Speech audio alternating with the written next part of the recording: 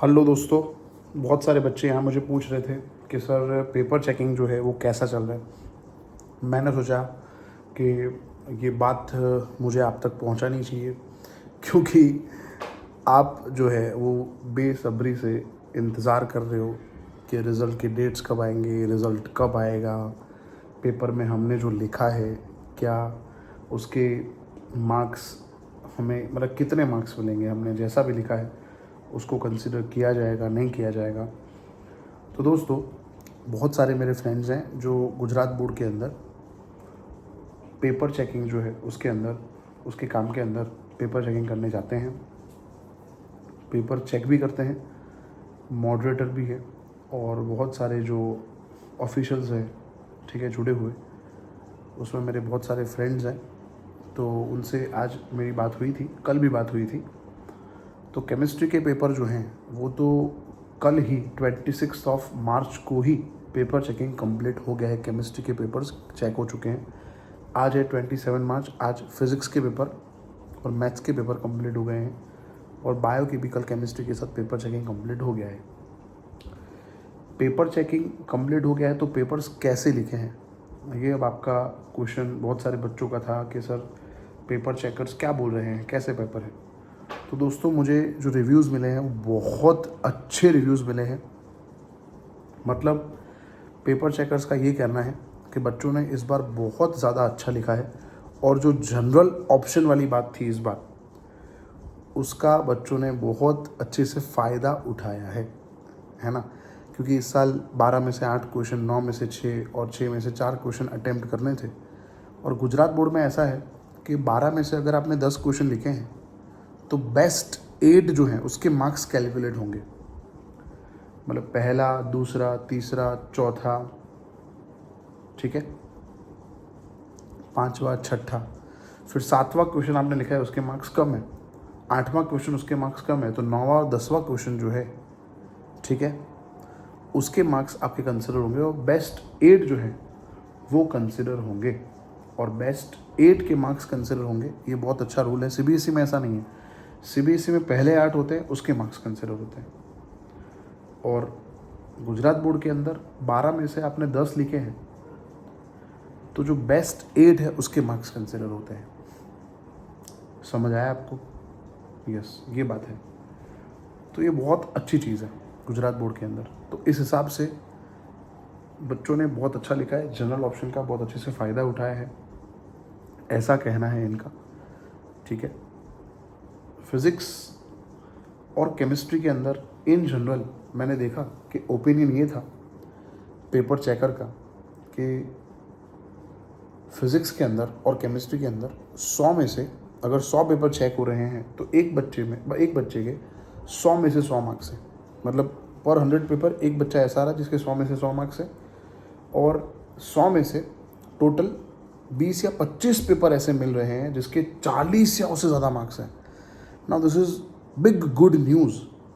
ये आपके फ्रेंड्स तक आप जल्दी पहुंचाओ इस वीडियो को, क्योंकि उनको ये जान के बहुत खुशी होगी कि हमने जो लिखा है उसके मार्क्स मिल रहे हैं। 100 में से 20-25 बच्चे 40 ऊपर लाए, ऐसा गुजरात बोर्ड में आज तक नहीं हुआ है। वो जो फैकल्टी मेरे से बात कर रहे थे वो इतना खुश थे, क्योंकि जब पेपर अच्छा लिखा होता है तो चेक करने में बड़ा मज़ा आता है। तो उनका कहना यही था कि इस बार पेपर चेक करने में बहुत मज़ा आ रहा है, ऐसा है ना।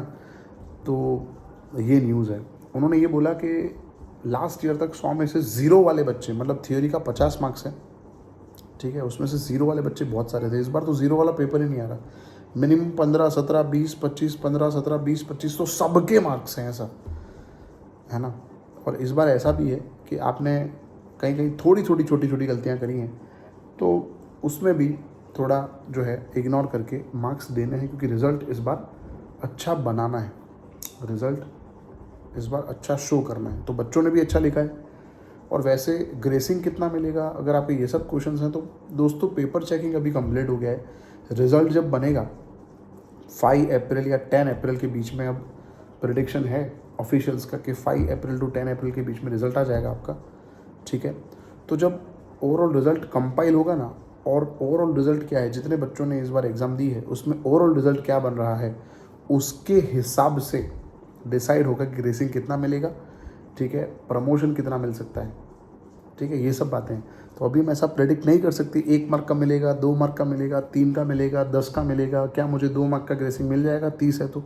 अभी हम कुछ प्रेडिक्शन नहीं कर सकते क्योंकि पेपर्स बहुत अच्छे लिखे हैं सबने, पेपर चेकिंग भी अच्छा हुआ है, रिज़ल्ट अच्छा बन रहा है। तो इसका मतलब तो यहाँ पे ग्रेसिंग देना नहीं बनता है, मतलब ऑफिशियल्स का ऐसा कहना है कि ग्रेसिंग इस साल तो बहुत कम मिलेगा क्योंकि सब बच्चों ने अच्छा लिखा है, सबके अच्छे मार्क्स से सब पास हो रहे हैं। तो अब इसमें भी कोई फेल हो रहा है तो उसको 1, 2, 3 मार्क का ग्रेसिंग मैक्सिमम दे सकते हैं। पेपर जब टफ होता है, पेपर चेकिंग टफ होता है तो 11 मार्क, 12 मार्क, 13 मार्क तक ग्रेसिंग मिलता है। पर पेपर चेकिंग ईजी हो रहा है फिर भी फेल हो रहा है कोई, तो फिर वो बच्चे में कहीं ना कहीं गड़बड़ होगी, उसने कुछ लिखा ही नहीं है तब जाके उसके कम मार्क्स आ रहे हैं। पेपर ईजी है, पेपर चेकिंग ईजी है, सबने अच्छा लिखा है, ऐसी बात है। तो अभी कोई इंप्रेशन नहीं है, प्राइमरी इंप्रेशन कुछ भी नहीं है कि ग्रेसिंग कितने मार्क्स का मिलेगा, 1 मार्क, 2 मार्क, 3 मार्क, ऐसा कोई भी इंप्रेशन नहीं है। समझ आया आपको? तो आप ऐसा बिल्कुल भी प्रेडिक्ट मत करो कि ग्रेसिंग कितने मार्क्स का मिलेगा, ये प्रेडिक्शन अभी हम कर ही नहीं सकते, ठीक है। बाकी हाँ, ये अच्छी न्यूज़ है, पेपर आपने अच्छे लिखे हैं, मार्क्स अच्छे आ रहे हैं, ठीक है। तो ये दोस्तों ये चीज़ें हैं, मैंने आपको ये चीज़ें बता दी, ठीक है, ताकि आपको थोड़ा रहे कि नहीं, ठीक है, कि कैसा रिज़ल्ट आएगा तो आपको थोड़ा शांति मिल जाए कि नहीं, आपने जो लिखा है उसका अच्छा रिज़ल्ट आपको अब मिलने वाला है। और एक रिज़ल्ट जो है 5 से 10 अप्रैल के बीच में आ जाएगा।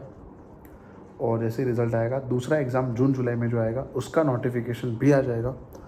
और वो दूसरा एग्ज़ाम आप इम्प्रूवमेंट एग्ज़ाम के तौर पे अगर आप पास हो तो भी दे सकते हो, फेल हो तो भी दे सकते हो। फेल 5 सब्जेक्ट में हो तो 5 सब्जेक्ट का एग्ज़ाम दे सकते हो।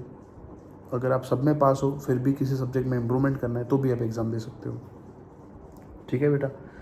तो ये सब चीज़ें हैं पेपर चेकिंग के बारे में। तो और भी अगर कोई न्यूज़ मुझे मिलेंगे तो definitely I let you know as soon as possible. आपके कुछ क्वेश्चंस हैं तो कमेंट सेक्शन में ज़रूर से लिखना। और अगर आपका क्वेश्चन अभी ये है कि मैं अभी कर क्या रहा हूँ, ठीक है, मैं इस तरफ जो देख रहा हूँ वो क्या देख रहा हूँ, तो मैं आपको स्क्रीन पे दिखाता हूँ कि मैं क्या देख रहा हूँ। यस, ये आप देख सकते हो, यहाँ चल रहा है IPL का मैच। और अभी छपरी साहब जो हैं, छपरी साहब मतलब जो हार्दिक पांड्या है, वो अभी जस्ट आउट हुए हैं। तो ये देख के बहुत अच्छा लगा मुझे और इसी मोमेंट का मैं इंतज़ार कर रहा था कि छपरी आउट कब हो और मैं बस अब मैच देखना बंद कर सकता हूँ, सुकून के साथ अब मैं सो सकता हूँ, क्योंकि छपरी को कैप्टन बनाया है मेरे को बिल्कुल अच्छा नहीं लगा, है ना। हार्दिक पांड्या नाम नहीं होना चाहिए, हार्दिक इंजर्ड पांड्या ये नाम होना चाहिए उसका। चलो दोस्तों ठीक है, मिलते हैं फिर नेक्स्ट सेशन के अंदर। आपका कुछ क्वेश्चन है, क्वेरी है तो कमेंट सेक्शन में लिखना, आई विल ट्राई कि मैं उसका आंसर जल्द से जल्द दूँ। ओके दोस्तों, मिलते हैं नेक्स्ट सेक्शन में। जय हिंद।